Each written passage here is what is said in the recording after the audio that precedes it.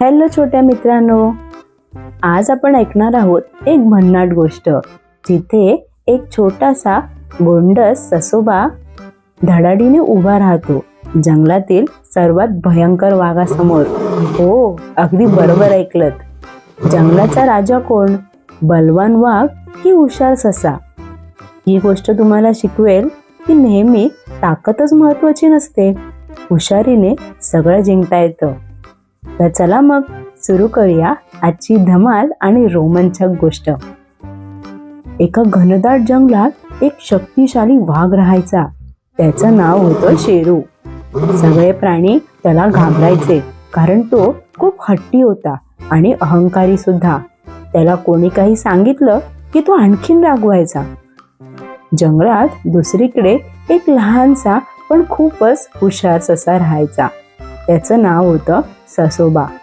तो आकाराने छोटा होता पण मेंदूने खूपच तीक्ष्ण आणि चपळ होता.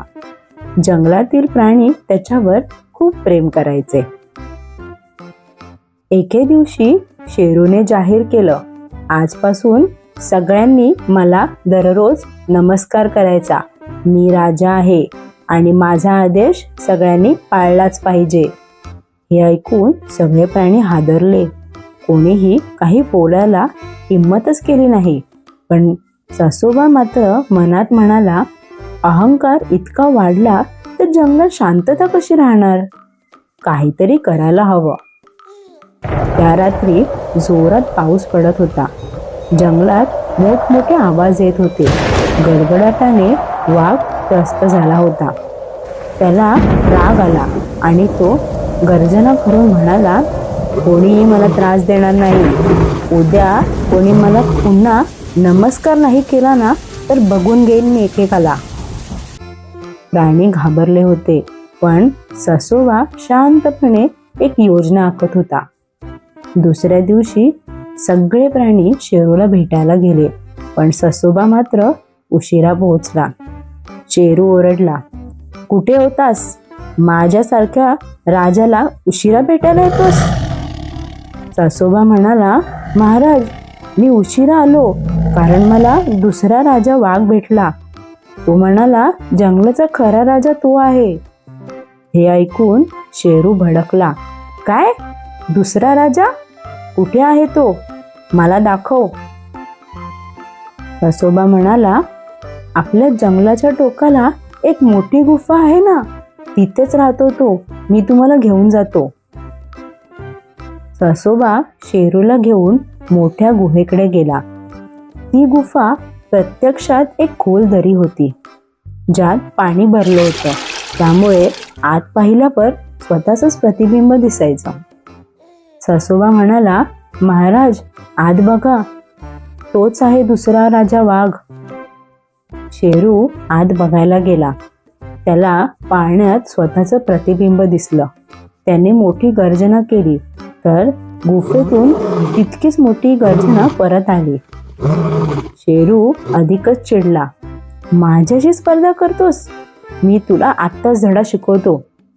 असं म्हणत शेरू आत उडी मारायला पुढे सरकला आणि तो पाण्यात कोसळला. शेरू जरी पोहू शकत असला तरी गुफा खोल होती. तो कसाबसा बाहेर आला.